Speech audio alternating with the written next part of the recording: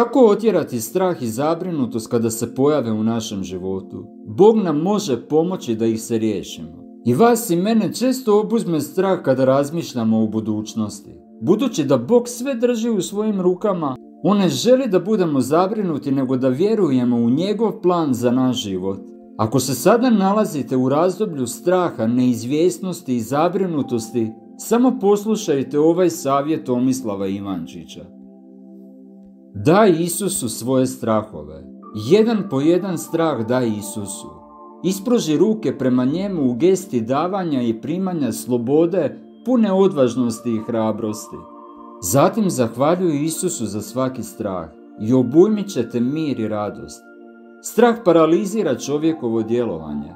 Strah razara psihu.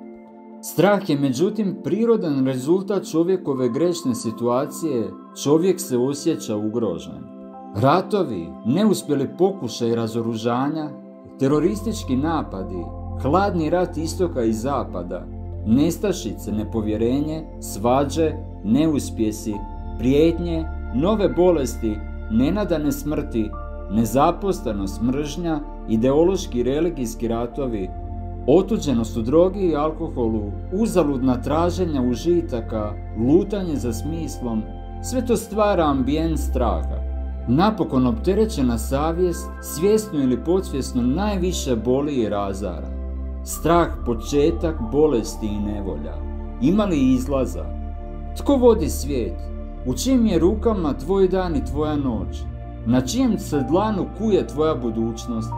Tko stoji ispod svega što nas straši i uznemiruje? Ima li rame na koje se možemo osloniti, a da ne budemo izdani, protjerani i ostavljeni? Ima Isus iz Nazareta. Je li to istina? To znaju oni koji su se oslonili i nitko ih više ne može razuvjeriti. Oni koračaju sigurno, gledaju život mnogo šire od uskih zidova između rođenja i smrti. I u smrti je život, jer je život Isus Krist. Bog vas blagoslovio.